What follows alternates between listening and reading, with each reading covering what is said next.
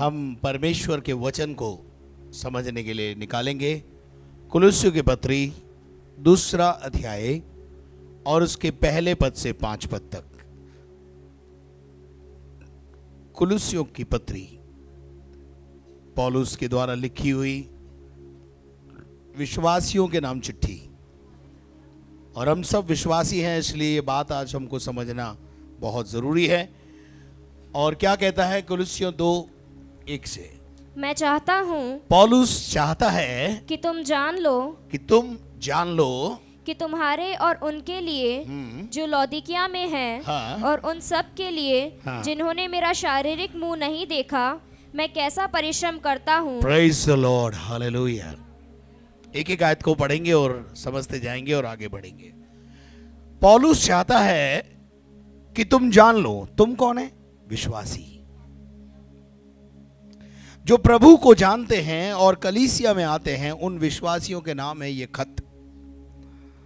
हर एक विश्वासी को जो यीशु मसीह पर विश्वास करता है उसे ये जानना है। और पौलुस ये भी कहता है कि चाहे आपने मेरा मुंह देखा हो, चाहे मेरे को आपने नहीं देखा हो। बहुत सारी कलीसियां ऐसी थी जहां पौलुस पहुंच नहीं पाया, पर बहुत सी जगह पहुंचा।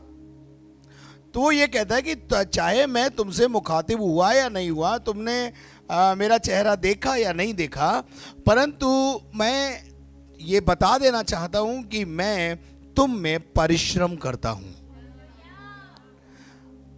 आज के खादिम प्रभु के दास लोग भी आज के विश्वासियों के लिए परिश्रम करते हैं। क्या करते हैं? परिश्रम करते हैं। वो परिश्रम क्या है? और कई लोग हमारे परिश्रम को, जो एक पास्टर करता है, उस परिश्रम को बिगाड़ने में लगे रहते हैं, ताकि हमारा जो परिश्रम हमने आप में किया है ना, उसको बिगाड़ दें। उनकी मनसा ठीक नहीं है। उनकी मनसा ठीक नहीं है। वो ठीक मनसा से आपके घर में या आपके जीवन के नजदीक नहीं आ रहे हैं। उनकी मनसा को समझना है। पौलुस कहता है मैं परिश्रम कर रहा हूं। और पौलुस क्या परिश्रम कर रहा है मालूम है? पौलुस ये परिश्रम कर रहा है कि हर एक विश्वासी मसीह की समानता और स्वरूप में ढल जाए। आज मेरा और जो पासवान है, यहाँ के अगुवे हैं यहाँ का, उनका क्या प्रयत्न है, क्या परिश्रम है और क्यों परिश्रम है? वो क्या चाहते हैं, क्या बनाना चाहते हैं आपको? वो आपको मसीह की स्वरूप और मसीह की समानता में वापस लाना चाहते हैं। इसलिए क्या कर रहे हैं? कई सालों से, मैं 28 साल से परिश्रम कर रहा हूं। क्या परिश्रम कर रहा हूं? हर बार हथौड़ी और छेना लेके आता हूं, छेनी, और आप जैसे जिंदा लोगों को तराशना शुरू करता हूं। क्या तराशता हूं? बेकार की चीजें हट जाए, अंदर से स्वरूप निकल के आ जाए, और वो स्वरूप किसी और का ना हो, मसीह का हो। मसीह की समानता और स्वरूप में पौलुस कहता है जब तक तुम मसीह की समानता और स्वरूप में ना ढल जाओ, तब तक मैं जच्चा की सी पीड़ाएं सहता हूं। एक अगुवा ऐसा होता है, और एक अगुवे को ऐसा ही होना भी चाहिए। और वो कहता है कि मैं तुम में परिश्रम करता हूं। और मेरे अजीजों, आप भी जानते हैं आपका पास्टर आपके लिए, आपको अच्छा बनाने के लिए कितना परिश्रम करता है। चलिए आगे बढ़िए, क्या लिखा है? दूसरे पद में आते हैं। ताकि उनके मनों में शांति हो। ताकि परिश्रम क्यों कर रहे हैं हम? आपके मन में इस अगली लाइन में 6 बातें हैं। कितनी बातें हैं? उन 6 बातों को सिलसिलेवार देखेंगे। पहली बात, पौलुस परिश्रम क्यों कर रहा है कलीसिया के विश्वासियों में?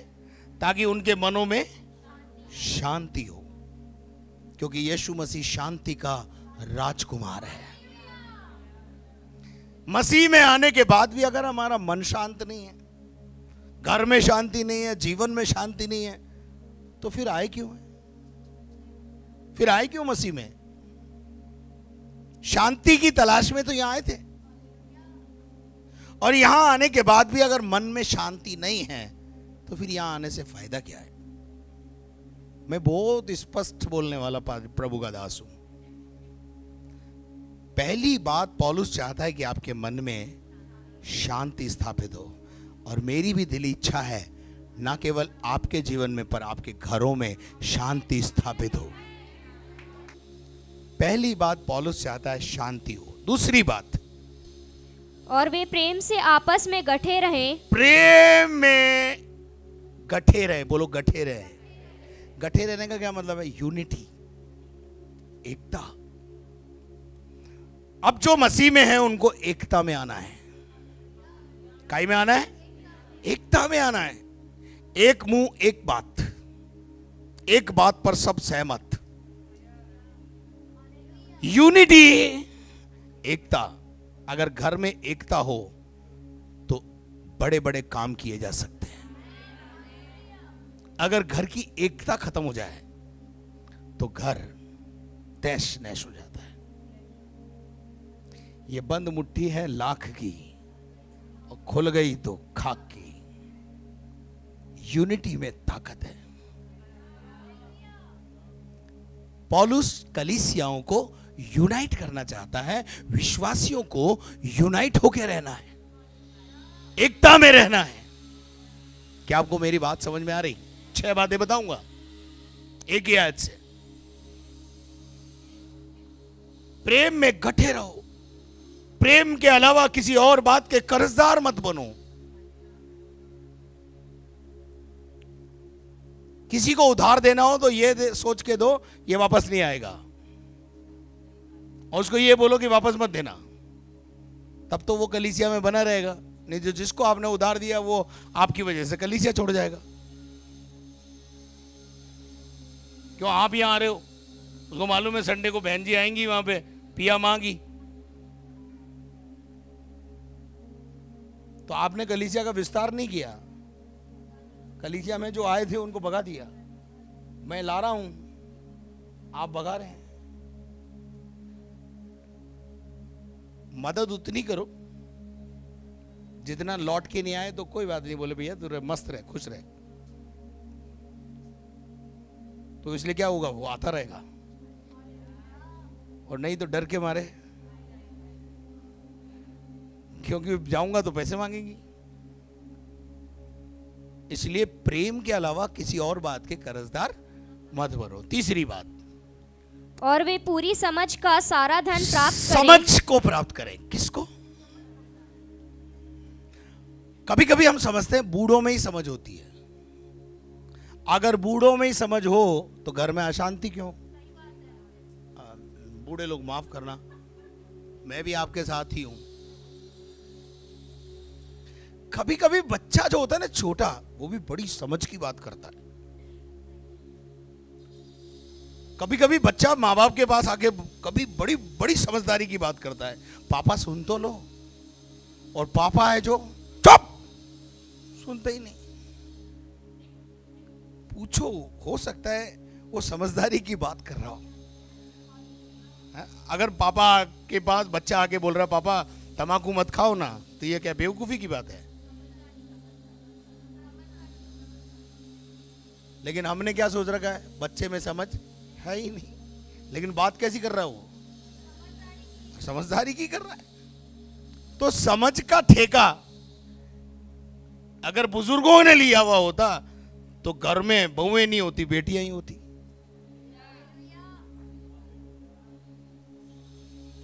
और घर टूटते क्यों? आधे से ज्यादा घर टूटने के कारण सासू मां, अनुभवहीनता, समझ की कमी। खरी बात बोले थोड़ा सांप लौटा है, लेकिन बोलनी पड़ेगी। समझ का सारा धन प्राप्त करें। समझ जब आती है तो साथ में धन भी लेके आ जाती है। क्या लाती है? समझदारों के यहां पैसा रिकता है। प्रभु यीशु मसीह ने कहा पहले मेरे राज्य और धर्म की खोज कर, ये सब वस्तुएं तुझे अपने आप पीछे आ जाएंगी। धन के पीछे भागने की जरूरत नहीं है। एक राजा को परमेश्वर ने कहा मांग, क्या मांगता है? राजा ने कहा 10 किलो सोना दे दो। है जी, ऐसा बोला क्या? राजा ने एक बात बोली, मुझे बुद्धि से भर दे। क्या बोला? मुझे समझदार राजा बना दे, बुद्धिमान राजा बना दे। तो परमेश्वर ने उससे क्या कहा? चूंकि तूने धन नहीं मांगा, दौलत नहीं मांगी, तूने और कोई चीज नहीं मांगी, लेकिन केवल समझ और बुद्धि और ज्ञान का आत्मा मांगा, इसलिए तुझे बुद्धि तो दूंगा ही, परंतु धन, दौलत, शोहरत भी तेरे पीछे आएगी।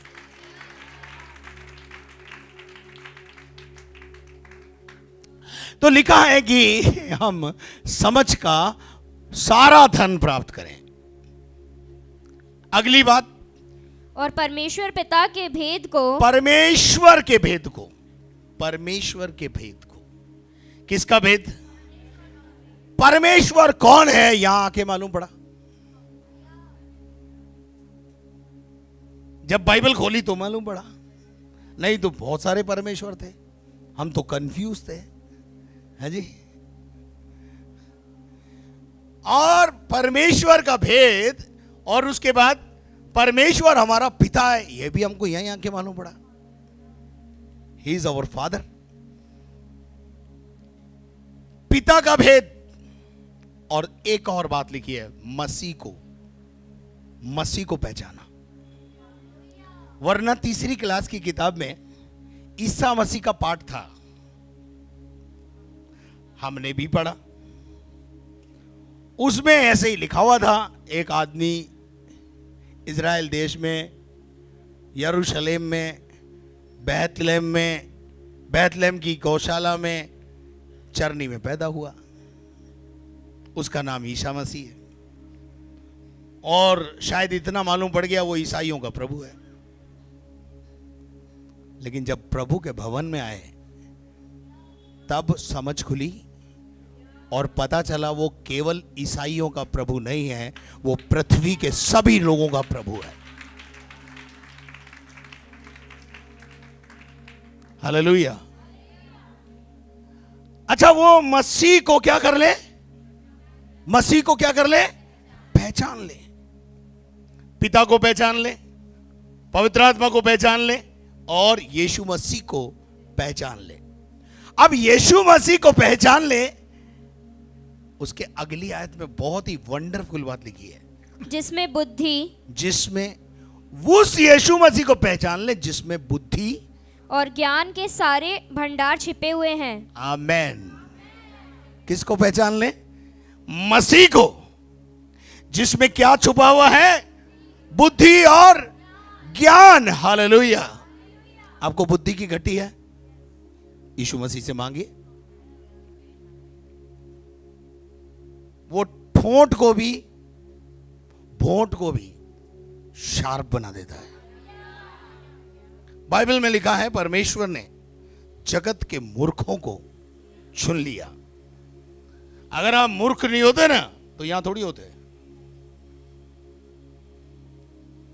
परमेश्वर ने जगत के मूर्खों को चुन लिया ताकि बुद्धिमान के और ज्ञानवानों के ज्ञान को क्या कर दे?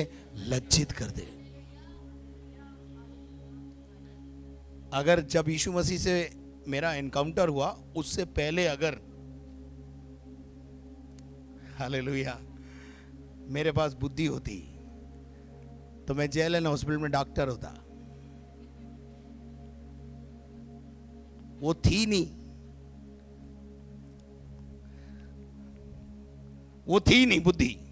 बुद्धि कब आई? जब यीशु मसीह से एनकाउंटर हुआ। तो डॉक्टर तो नहीं बना, पास्टर बन गया।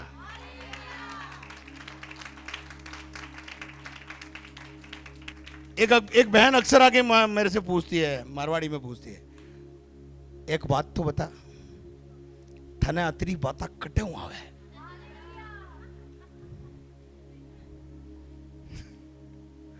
थने अतरी बाता कटे आवे, कटे लावे तू, रोज रोज नहीं लावे, कटे लावे। मगो उपरू आवे।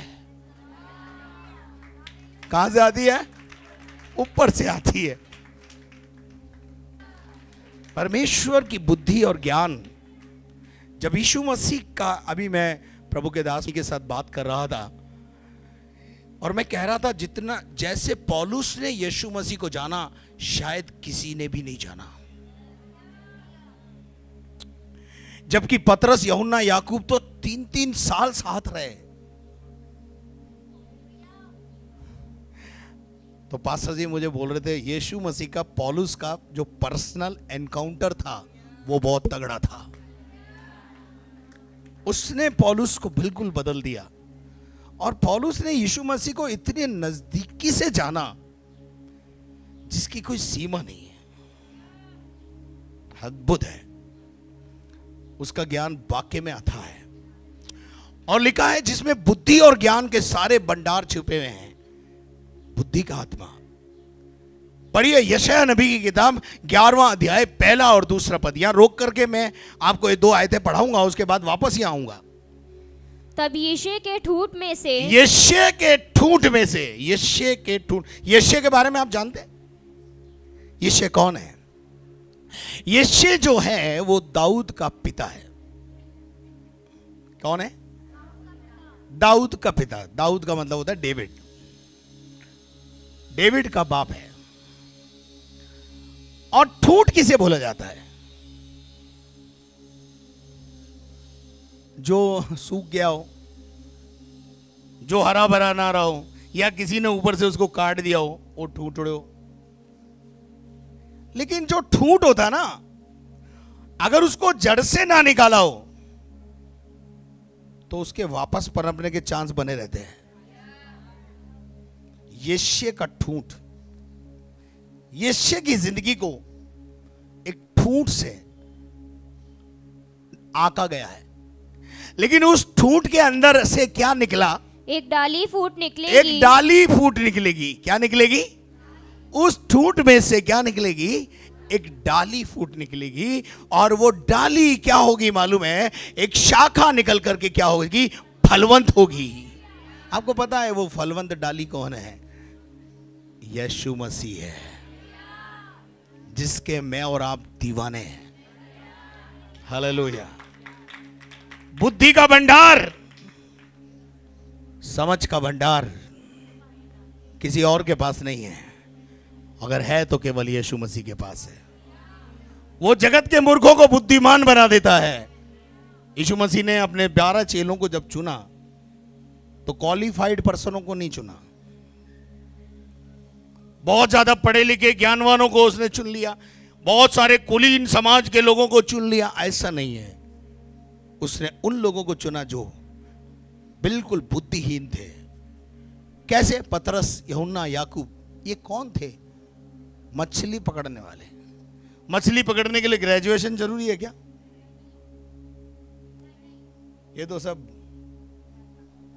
साइन करो, लो कटो लगाओ, अंगूठो लगाना है। यान का आदमी आज सगला यान, पर ये यान का आदमी पूरा जगत ने उथल पुथल मचा दी। क्यों उथल पुथल मचा दी? क्योंकि ये यीशु के साथ रहे थे। अगर ये यीशु के साथ नहीं रहे होते और अगर मैं भी मसीह के साथ नहीं रहा होता तो शायद मैं भी आपकी तरह एक साधारण सा व्यक्ति होता, या ज्यादा साधारण पादरी होता। मैं साधारण पादरी नहीं हूं भाई। प्रभु ने मुझे विशेष बनाया, विशेष, क्योंकि मैं मसीह का हूं, मसीह मुझ में है। लेकिन दूसरे पद में परमेश्वर का वचन क्या कहता है? फलवंत होगी। और दूसरा पद, यहोवा का आत्मा। किसका आत्मा? उस ठूंठ से जो डाली निकलेगी वो फलवंत होगी, और उस डाली के ऊपर यहोवा का आत्मा, बुद्धि और समझ की आत्मा, और युक्ति और पराक्रम की आत्मा, और ज्ञान और यहोवा के भय की आत्मा उस पर ठहरी रहेगी। हालेलुया।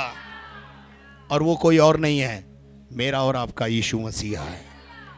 हालेलुया। जिसको हम फॉलो करते हैं, जिसके पीछे हम जा रहे हैं। रोमियो की पत्री 11वां अध्याय 33 पद पढ़िए। पौलुस उस बात को वहां पर इस प्रकार से बयान करता है, पढ़ो। आहा आहा, परमेश्वर का धन, परमेश्वर का धन और बुद्धि और ज्ञान क्या ही गंभीर है, और ज्ञान क्या ही परमेश्वर को समझना इतना आसान थोड़ी है।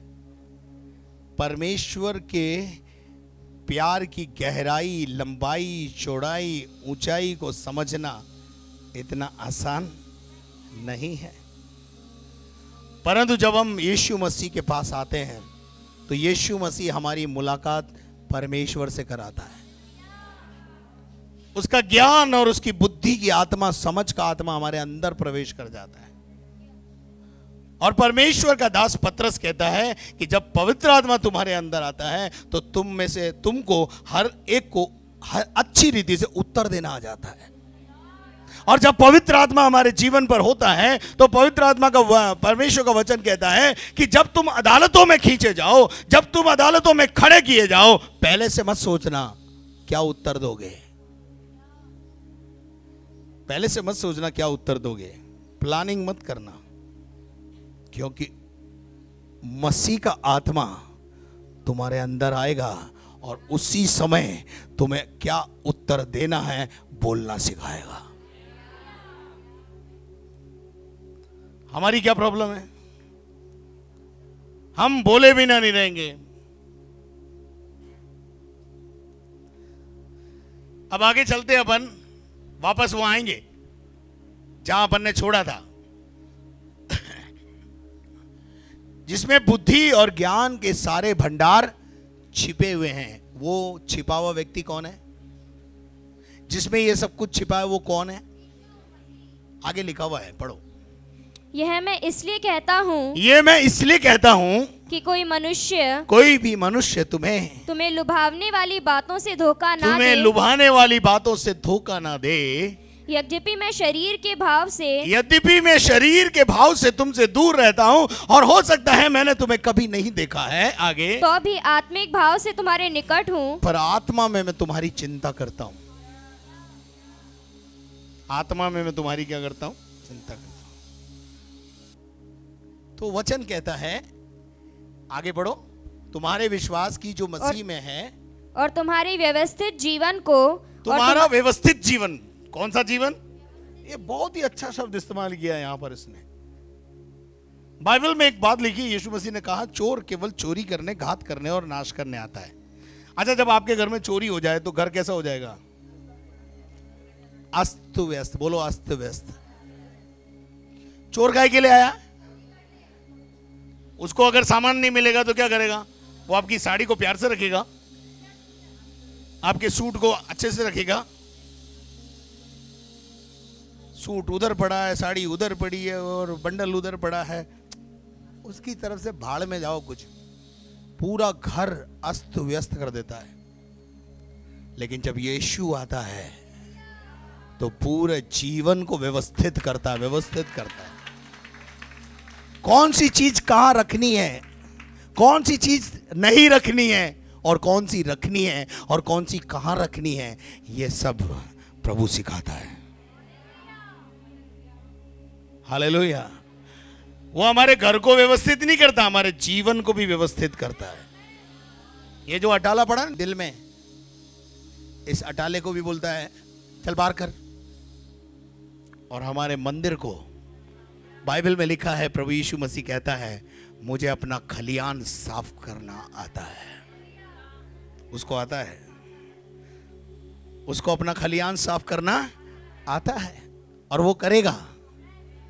हालेलुया। कलीसिया में भी वो चलनी चलाता रहता है। कुछ लोग आते हैं फिर चले जाते हैं। कहां चले गए? कलीसिया में वही ठहरेगा जो वचन के मुताबिक जीवन चलाने की कोशिश करेगा। पुष्ट दाना, आमोस 9:9 में लिखा है पुष्ट दाना कहां रहेगा? चलनी में बना रहेगा। चलनी का मतलब है कलीसिया में बना रहेगा। अलिया, इसलिए हष्टपुष्ट रहो ताकि इसमें बने रहो। चलिए आगे बढ़िए, इसी का 5वां पद को आखिर खत्म करेंगे। और तुम्हारे विश्वास की जो मसीह में है, जो विश्वास मसीह में है, दृढ़ता देखकर प्रसन्न होता हूं। दृढ़ता देखकर क्या होता हूं मैं? प्रसन्न होता हूं। पौलुस हमें विश्वास में बढ़ता हुआ देखकर प्रसन्न होता है। हालेलुया। माँ बाप अपने बच्चों को बढ़ते हुए देखकर क्या होते हैं? प्रसन्न होते हैं। ऐसे ही मैं आपका अगर आत्मिक अगुवा हूं, आपको विश्वास में पढ़ते हुए देखता हूं, मुझे भी प्रसन्नता होती है। हालेलुया। मेरे अजीजों, तो बुद्धि का भंडार, ज्ञान का भंडार किसके पास है? अब हमें परमेश्वर के वचन से उत्तर देना आना चाहिए।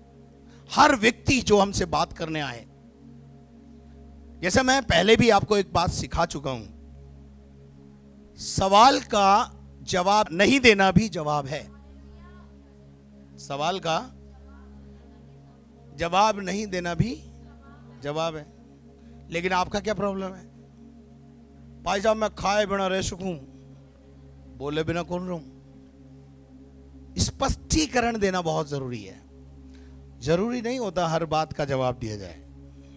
जवाब नहीं देना भी एक जवाब है। तो एक वीडियो देख रहा था मैं, ऐसे ही सामने आ गई। एक महिला ने बोला, मर्द हवाई जहाज चलाएं, ट्रक चलाएं, बस चलाएं, हम जुबान भी ना चलाएं। है जी, मर्द बहुत कुछ चलाते हैं, हम जुबान भी ना चलाएं।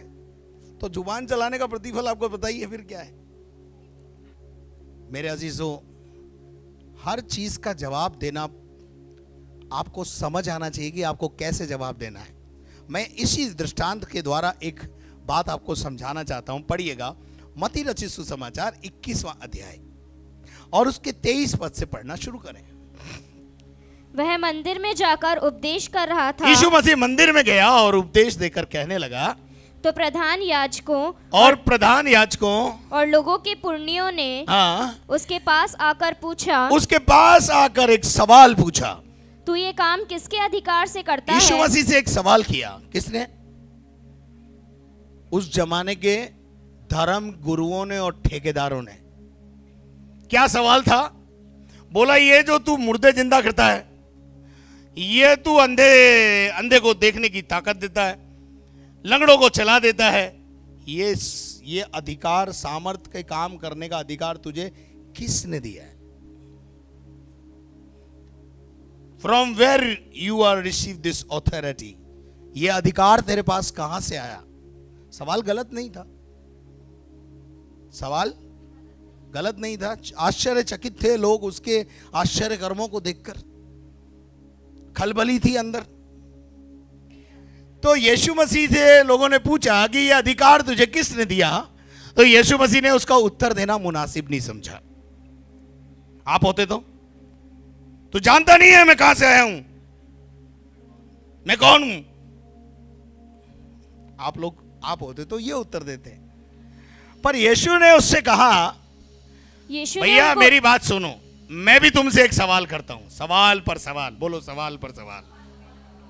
तो यीशु मसीह ने ऐसा बेहतरीन सवाल किया जिसको सुन के आपकी तबीयत छक हो जाएगी आज। यीशु मसीह ने बोला, यूहन्ना का बपतिस्मा कहां से था? यीशु मसीह ने कहा, मैं भी तुमसे एक सवाल पूछता हूं, अगर तुम उसका जवाब मुझे दोगे तो मैं भी इस सवाल का जवाब तुम्हें दूंगा। और वो सवाल यीशु मसीह ने कहा कि ये जो तुम्हारे आगे आगे जो यूहन्ना बपतिस्मा देने वाला है, जॉन द बैप्टिस्ट है, उसके लिए एक सवाल किया यीशु मसीह ने। क्या सवाल किया? पढ़ो। यूहन्ना का बपतिस्मा कहां से था? यूहन्ना का बपतिस्मा कहां से है? स्वर्ग से है से या मनुष्यों की स्वर्ग से है या स्वर्ग से है या? आपका क्या कहना है? स्वर्ग से था या मनुष्य की तरफ से था? बाइबल में एक बात बहुत अच्छी लिखी है, एक मनुष्य स्वर्ग से उपस्थित हुआ जिसका नाम जॉन द बैप्टिस्ट है। और यीशु मसीह ने अपनी देह के दिनों में एक और बढ़िया बात यूहन्ना बपतिस्मा दाता के लिए बोली। बोला स्त्रियों में जितने नए लोगों ने जन्म लिया उनमें सबसे बड़ा और धन्य अगर कोई है तो जॉन द बैप्टिस्ट है। अब पूछा यीशु मसीह ने पूछा, ये जो जॉन द बैप्टिस्ट है जिसके पीछे बड़ी भीड़ जाती है, आपको पता है जॉन द बैप्टिस्ट कहां प्रचार करता था और लोग उसकी सुनने, ऐसा लिखा है ना, लोग उसके फॉलोवर थे, लोग उसको पसंद करते थे, लोग उसको चाहते थे और लोग उसको सुनने के लिए अपने घरों से निकल करके जंगल में जाकर उसका प्रचार सुनते थे।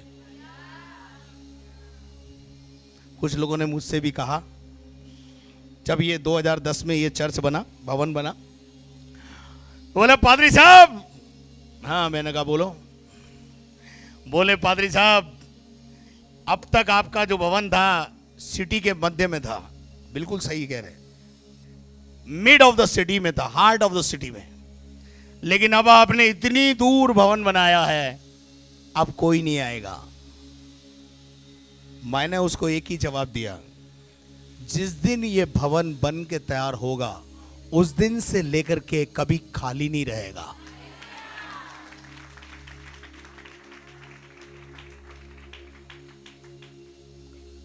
ऐसे कैसे? मैंने कहा यूहन्ना बपतिस्मा दाता कहां प्रचार करता था, तो मैंने भी जंगल में मंगल ही तो करना है। हालेलुया। और यहां पे देखो मंगल हो गया, क्या हो गया है? अब ढूंढो तो जमीन नहीं मिल रही है जी, और कोई दूर वूर नहीं, दौड़े चले आ रहे लोग। तो कहने का मतलब यह है यूहन्ना बपतिस्मा दाता कहां से था, स्वर्ग से था या मनुष्य की तरफ से था? अब इनकी सिट्टी बिट्टी गुल हो गई। किनकी? ये जो महायाजक थे ना, शास्त्री थे, ज्यादा फटफट फटफट फट करने वाले थे, इनकी बोलती बंद हो गई, क्योंकि सवाल ही ऐसा था। और ये सवाल कहां से आया मालूम है? इसको बोलते हैं बुद्धि का आत्मा, समझ की आत्मा। जब समझ का आत्मा और बुद्धि का आत्मा होगा तो ऐसे ही सवाल आपको प्रभु भी करने के लिए बोलेगा, सामने वाला निरुत्तर होकर भाग जाएगा। अरे यार इनसे तो बात।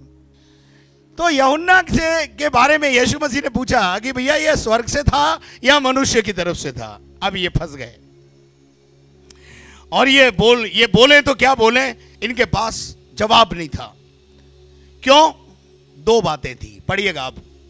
तब वे आपस में विवाद करने लगे। तब वो आपस में क्या करने लगे? विवाद करने लगे। यहां मैं पहले रुक कर आपसे बात करना चाहता हूं। आप मुझे बताइए, यूहन्ना का बपतिस्मा जो डूब का बपतिस्मा था, वो परमेश्वर की ओर से था या मनुष्य की ओर से था? हाँ यार बात तो सही है, स्वर्ग से है तो फिर हमने क्यों नहीं माना? यीशु मसीह ने ऐसा फंसाया। आप भी फंस गए ना आज, हैं? तभी तो लोग बोलते हैं क्या बुद्धि भाई है भाई साहब, कैसे घेरते हो। मैं दिल्ली में अभी प्रचार करने गया तो कईयों ने बोला क्या कैसे घुमा के घेर के लेकर आया। क्यों भाई साहब गलत बोल रहा हूं है? और दूसरा एक और बात बोली, आगे पढ़िए। यदि हम कहें, और यदि हम कहें स्वर्ग की ओर से, हाँ, तो वह हमसे कहेगा, हाँ, फिर तुमने उसका विश्वास क्यों ना किया? अगर हम कहें स्वर्ग से है तो तुमने क्यों नहीं लिया? ये तो बहुत बुरा फंसाया।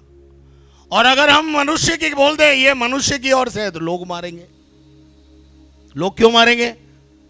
यूहन्ना बपतिस्मा दाता को सब भविष्यद्वक्ता जानते हैं। क्या मानते हैं? जॉन द बैप्टिस्ट को लोग क्या मानते हैं? कि वो परमेश्वर की ओर से आया हुआ एक भविष्यद्वक्ता है। अगर तुमने बोल दिया ये मनुष्य है तो पिटाई लोग करेंगे। तो फंस गए ये दोनों तरफ से। आपसे भी मैं कहना चाहता हूं, बुद्धि का आत्मा प्राप्त करो, ज्ञान का आत्मा प्राप्त करो, समझ का आत्मा प्राप्त करो, ताकि हर व्यक्ति को अच्छी रीति से उत्तर देना मुझे और आपको आ जाए। क्या आप मेरे साथ हैं? हालेलुया। चलिए आगे बढ़िए, क्या लिखा है? अतः उन्होंने यीशु को उत्तर दिया, यीशु मसीह को उन्होंने उत्तर दिया, हम नहीं जानते। हम नहीं जानते। उसने भी उनसे कहा, उसने उनसे उत्तर दिया, तो मैं भी तुम्हें नहीं बताता, मैं भी नहीं बताऊंगा कि ये काम किस अधिकार से करता हूँ। मैं ये काम किस अधिकार से करता हूँ, मैं भी तुम्हें नहीं बताता। तुम नहीं बता रहे हो, मैं भी नहीं बताऊं। जरूरी है क्या बताना? यीशु मसीह ने ऐसा छीला, आज तक वापस सामने नहीं आया कभी। आपका विरोधी जब आपसे विरोध करने आए ना, तो उससे थोड़ी हेल्दी बात करो, समझदारी की बात करो, बैठा के बात करो उससे। प्रॉब्लम क्या है वो पूछो उससे, तेरे मरोड़ा क्या है। मैं जब नाली में पड़ी थी, तू कहां था? मेरा आदमी जब दारू पी करके नालियों में गिरता फड़ता आता था, तब तू कहां था? पूछो उससे। जब मैं मर रही थी, तब तू कहां था? वो भाग जाएगा आपके पास से। अब क्या लेने आया है?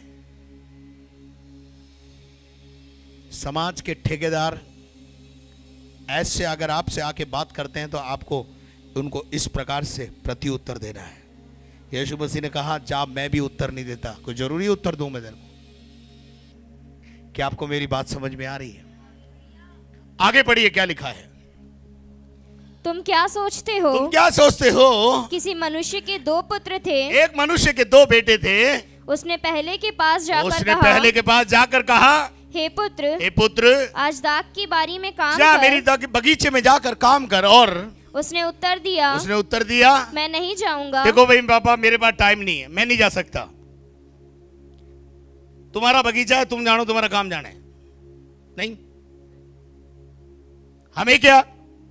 आपका बगीचा आपने लगाया, आप जानो। गुस्से में आकर ऐसा बोल दिया।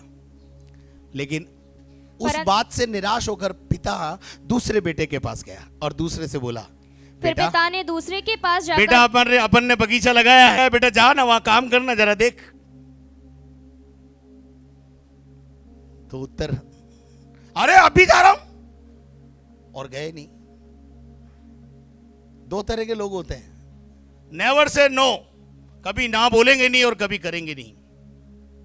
नेवर डू इट, कभी काम नहीं करेंगे। लेकिन आगे जाकर क्या हुआ? जो पहला बेटा था, जिसके पास बेटे बाप ने जाकर बोला, उसने बाद में अपने उस पर विचार किया, यार मेरे बाप ने मुझे पैदा किया, मुझे पढ़ा लिखा कर इस लायक बनाया, और आज जिंदगी में पहली बार मुझे कोई काम बताया।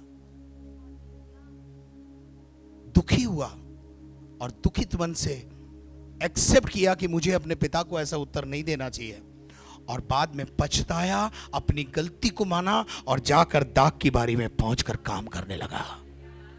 ताली बजा के प्रभु को महिमा दे। क्या आप मेरी बात को समझ रहे हैं? लेकिन जो दूसरा था ना, हाँ जी अभी जा रहा हूं, वो कभी नहीं गया। लेकिन आगे क्या लिखा है? इन दोनों में से किसने पिता की इच्छा पूरी की? एक सवाल उसने यीशु मसीह ने पूछा। अब बताओ, इन दोनों में से किसने प्रभु की बात को माना, पिता की इच्छा को पूरा किया? तो क्या बोला? उन्होंने कहा पहले ने, क्योंकि पहले के अंदर काई की आत्मा है? पश्चाताप की आत्मा है। आज आप में पश्चाताप की आत्मा नहीं है। हम अपना जीवन जिएंगे, अपने तौर तरीकों से चलेंगे। और एक बात बता दूं मैं आपको, यहां पर पहले ने पश्चाताप के साथ, क्योंकि वो पछताता कौन है? जो पापी होता है, गुनहगार होता है, अपने आप को मानता है कि मैं गुनहगार हूं, मैंने गलती की है और मेरे को गुनाह की माफी चाहिए, वो पछताता है। और जब वो पछताया तो क्या किया उसने? पिता की इच्छा को पूरा करने के लिए चला गया। और यहां पर यीशु मसीह क्या कह रहा है? पढ़ना अगली। यीशु ने उनसे कहा, मैं तुमसे सच कहता हूं कि महसूल लेने वाले यानी जो चुंगी लेने वाले हैं, रिश्वत लेते हैं, वो भ्रष्टाचारी हैं वो, और वेश्याएं, जो वेश्या का मतलब आप सब समझते हैं, मुझे समझाने की जरूरत नहीं है। वो वेश्याएं भी तुमसे पहले धार्मिक व्यक्तियों का स्वर्ग के राज्य में प्रवेश करना कठिन है। जिसको 4 लाइन आती है ना, जाना अपने मारवाड़ी में बोले कि आधा पढ़ा लिखा घर का न खावे, आज 4 लाइन पढ़ पादरी बन जावे। खुद तो डूबे और प्रजा ने भी डूबो है। यान सेवा नहीं हुए भाई, जीना है तो केवल खुदा के लिए जीना है। खड़ा होना है तो खुदा के लिए खड़ा होना है। उसके बाद यहां पर लिखा है, यीशु मसीह कह रहा है, अरे तुमसे तो अच्छे वो हैं जो महसूल लेने वाले हैं, पछताए, दुखी हुए, अपने किए पर दुखी होकर के कम से कम वो परमेश्वर के राज्य में प्रवेश कर गए। आगे आगे अगली आयत देखेंगे अपन। क्योंकि यूहन्ना धर्म का मार्ग दर्शाते हुए, यूहन्ना धर्म के मार्ग को दिखाने दर्शाने के लिए तुम्हारे पास आया और तुमने उसका विश्वास ना किया। तुमने उसकी नहीं सुनी। जॉन द बैप्टिस्ट आया, यूहन्ना बपतिस्मा देने वाले ने प्रचार किया, तुम्हारे बीच में आया, तुम्हारे बीच में डेरा किया, तुम्हें समझाने की कोशिश की। जब तुम नहीं समझे तो जंगल में चला गया और जंगल में लोगों ने उसको फॉलो किया। और किन लोगों ने फॉलो किया? जो पापी थे, जिनको इच्छा थी हमारा उद्धार हो जाए, हम पापी हैं, हमें रास्ता मिल जाए, और उनको रास्ता मिला भी। लेकिन धर्मी का स्वर्ग के राज्य में प्रवेश करना, धनवान का स्वर्ग के राज्य में प्रवेश करना थोड़ा कठिन है बाबू। क्यों? उसके पास अपना दिमाग है ना, उसकी अपनी धार्मिकता है। इसका एक बहुत बढ़िया उदाहरण देकर मैं अपने कथन को विराम दूंगा। दूसरा राजा 5वें अध्याय में एक व्यक्ति कोढ़ी है, पद सेनापति है, बहुत ऊंचे पद पर विराजमान है। सेना में सबसे जो ऊंचा पद होता है वो सेनापति का होता है, और वो सेनापति है। इसका मतलब यह है वेल टू डू है, well to learn, learned person है, किसी भली वस्तु की घटी कमी घर में नहीं है। लेकिन एक प्रॉब्लम है, वो कोढ़ी है। क्या है? कोढ़ी है। पूरा शरीर ऊपर से नीचे तक कोढ़ से भरा हुआ है। एक छोटी लड़की ने सुसमाचार दिया। मैं दूसरा राजा 5वें अध्याय में बात कर रहा हूं। एक छोटी लड़की ने सुसमाचार दिया और कहने लगी, बस इतना सा बोला, काश मेरा स्वामी जिसके घर में मैं बर्तन झाड़ू कर रही हूं, मेरा स्वामी अगर शोमरेन में होता। शोमरेन यानी एलिशा वहां पर था। She is talking about Elisha. वो एलिशा बाबा के बारे में बात कर रही है, क्योंकि उसने एलिशा के बारे में अपनी आंखों से देखा है और कानों से सुना है कि एलिशा के जो घर में बड़े बड़े परमेश्वर काम करता है। और उसने अपना मुंह बंद नहीं रखा और जाकर सेनापति की पत्नी को बोल दिया। और जब सेनापति की पत्नी को पता चला कि शोमरेन में एक बाबा है जिसका नाम एलिशा है और वो एक कुटिया में रहता है, और जब ये बात राजा को भी मालूम पड़ी तो राजा ने कहा, भाई अच्छी बात है, तेरे को तू ठीक हो जाए, अच्छी, इससे बड़ी कौन सी खुशी की बात है। चलो तुम जाओ, खुशी खुशी जाओ और चंगाई प्राप्त करके आओ। चंगाई प्राप्त करने के लिए उसने बहुत सारे गधे लिए और गधे पर काजू, बादाम, पिस्ता, अंजीर और बहुत सारी चीजों को लाद दिया। मानसिकता क्या है? चंगाई खरीदूंगा, चंगाई खरीदूंगा। क्यों? बहुत बड़े ऊंचे पद पर है, पैसा बहुत है।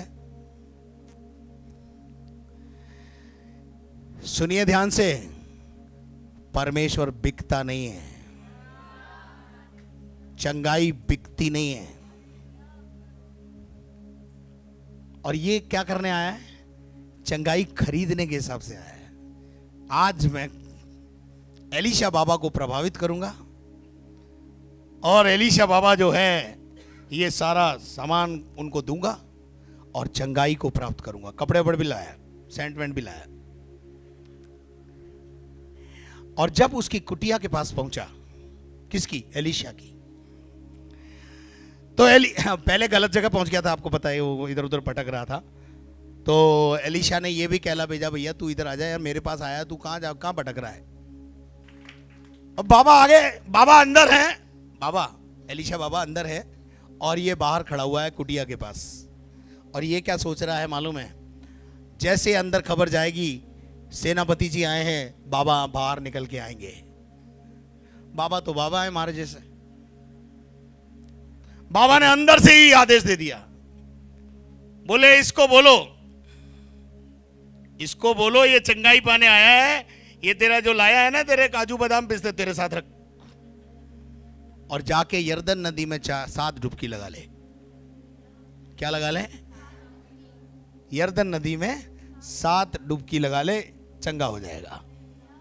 एक सिंपल आज्ञा, डुबकी वही वाली यमुना वाली, पहले 7 थी अभी 1 है। हाँ जी, पहले कितनी थी? पुराने नियम में कितनी है? 7। अभी कितनी है? 1। वो 1 भी नहीं ली जा रही है। कारण क्या है? अब बताता हूं। वो जो सेनापति था ना, उसकी सोच, वो क्या बोल रहा मालूम है? अरे यार क्या बात कर रहा है, हमारे देश में अबाना पर नदी पे वे,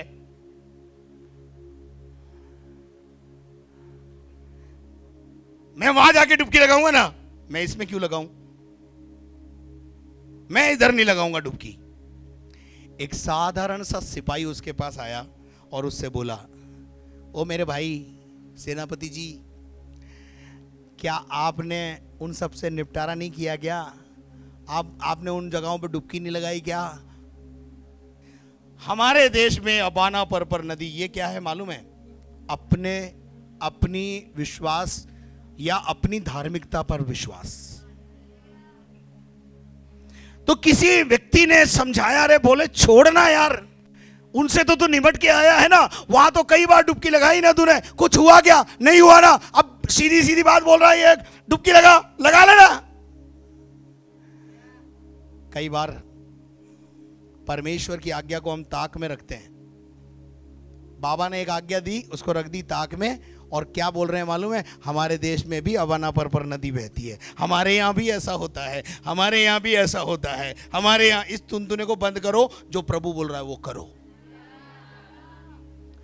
अगर उसमें दम होता, अबाना पर नदियों में दम होता, उन जलाशयों में दम होता, तो कब का तुम्हारा उद्धार हो गया होता। परंतु उनमें दम नहीं है, इसलिए परमेश्वर चाहता है कि तुम यरदन नदी में एक बार मसीह के नाम से डुबकी लगाओ। हालेलुया। अब डुबकी के कितने आदेश थे? 7 डुबकी का। पहली डुबकी, ये बाहर आया, पहली डुबकी लगा करके देखा,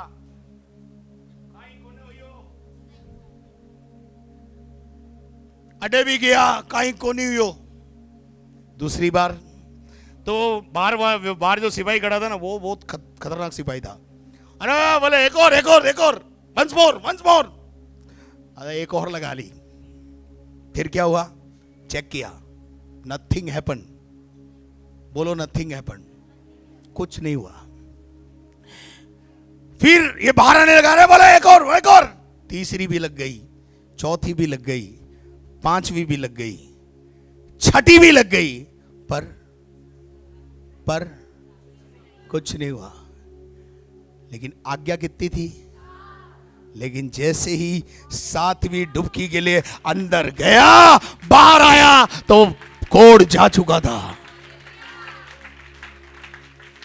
अरे तुम्हारी धार्मिकता, तुम्हारे धर्म के काम मैले चित्रों के समान है, इनको अलग करके परमेश्वर की आज्ञा का पालन करना शुरू करो। आशीष तुम्हारे जीवन पर उतरने आज अपने आप लग जाएगी। क्या आप मेरे साथ हैं? हालेलुया। क्या आपको मेरी बातें समझ में आ रही है?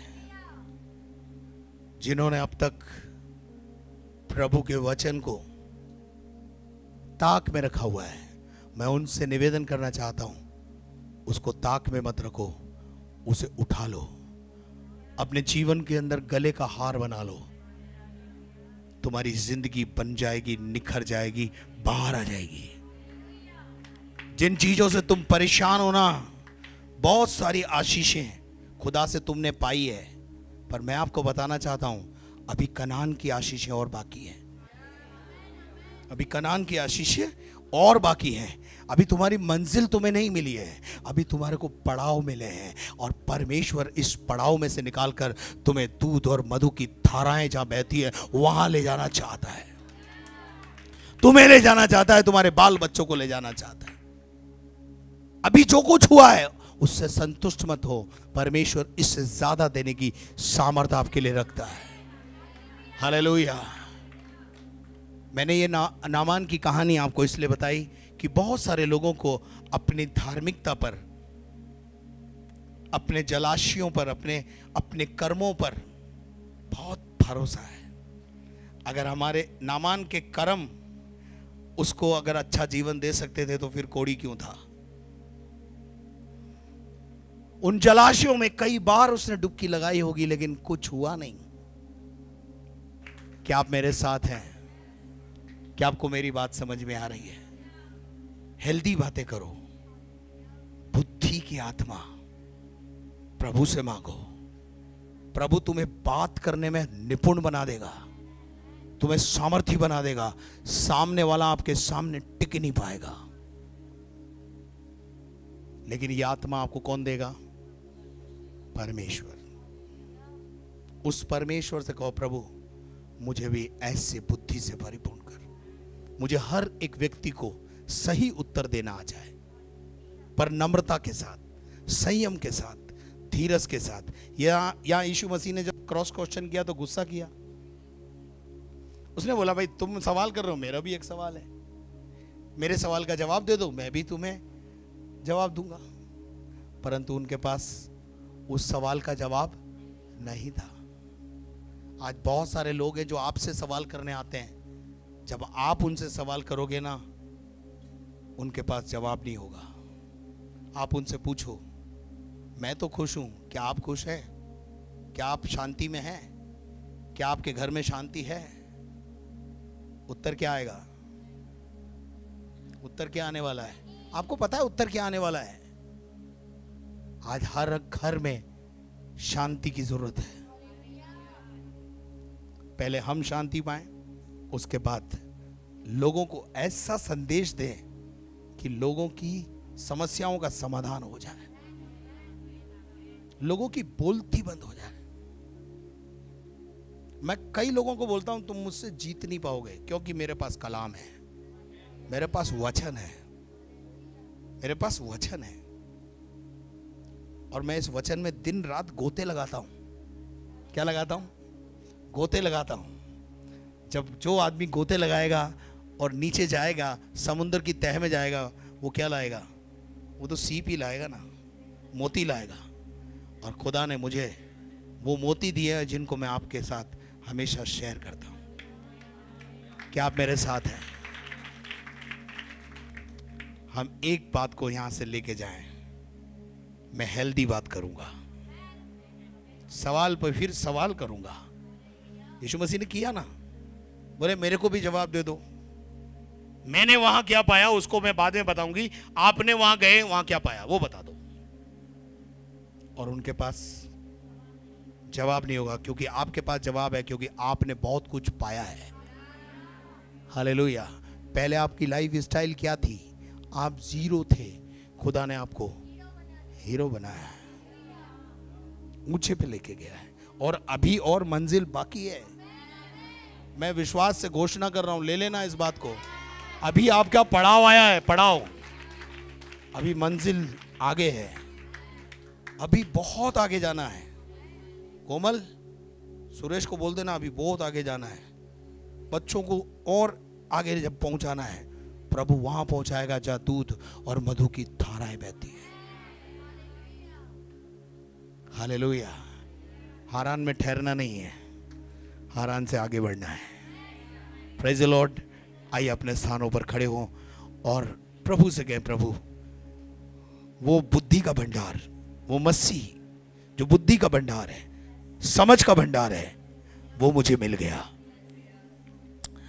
प्रभु के वचन में एक जगह लिखा है, एक व्यक्ति को एक ऐसा हीरा मिला, मोती मिला, उस मोती को पाने के लिए उसने अपने सारे मोती बेच दिए।